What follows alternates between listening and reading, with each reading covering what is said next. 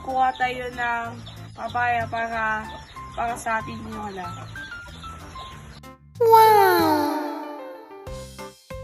Ito yung para sa malunggay, para sa tinola. Putulin natin to.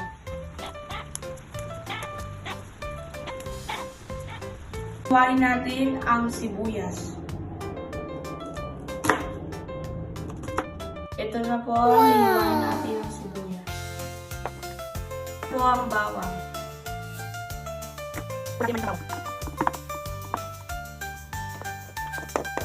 Ihiwa natin ang luya.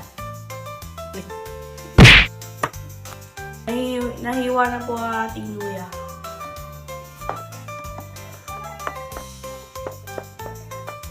Hugasan natin yung manok.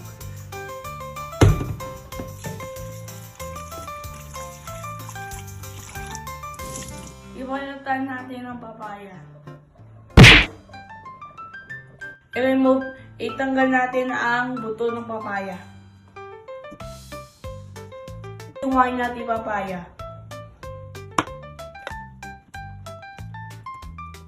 Lagay dito. Hugasan. Hugasan natin ang sili. Itanggal na natin daw ng malunggay.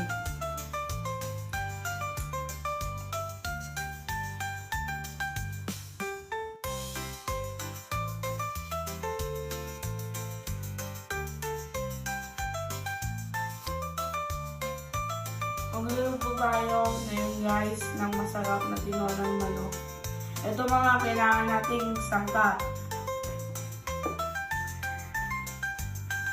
Mantika, patis, chicken cubes, sibuyas, luya, bawang, papaya, manok, malunggay, sili, at saka tubig. Ngayon natin iinit ang kaserola. Natin ang mantika.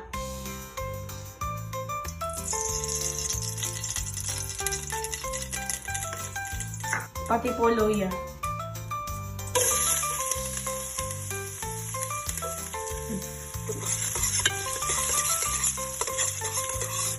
Isunod natin ang sibuyas.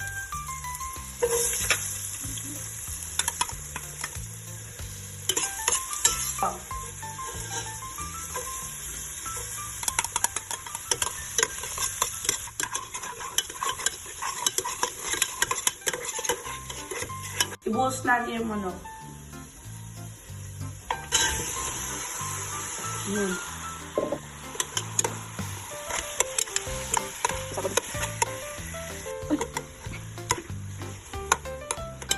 Ito po ang patis.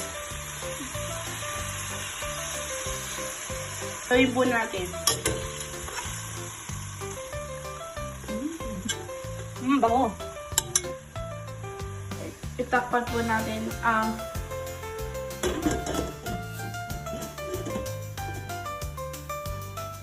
ito ay kulay brown na. Lagay po natin tubig.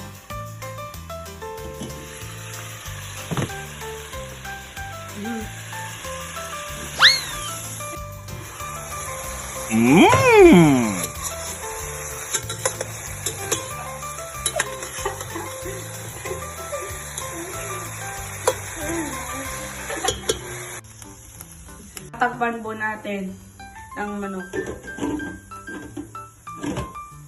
Ilagay po natin ng chicken cubes para may lasa po ang tinola.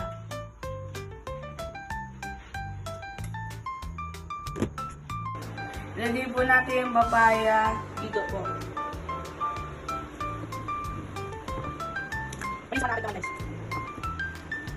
Ito. Sila po natin guys.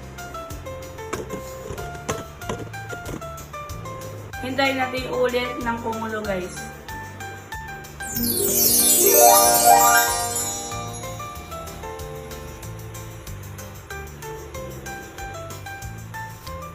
Ilagay po natin ang sili.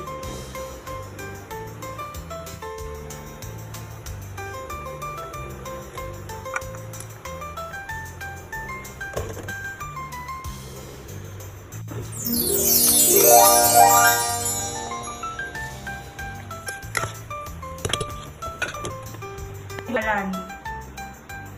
Ilagay po natin ang daon na malunggay dito po. Para po masarap. More. Mantap. Haluin po. Para po masarap.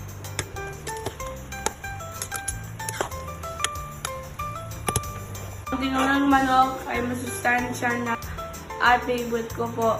Try nyo po guys. Amoy pa yan. Parang bagong luto.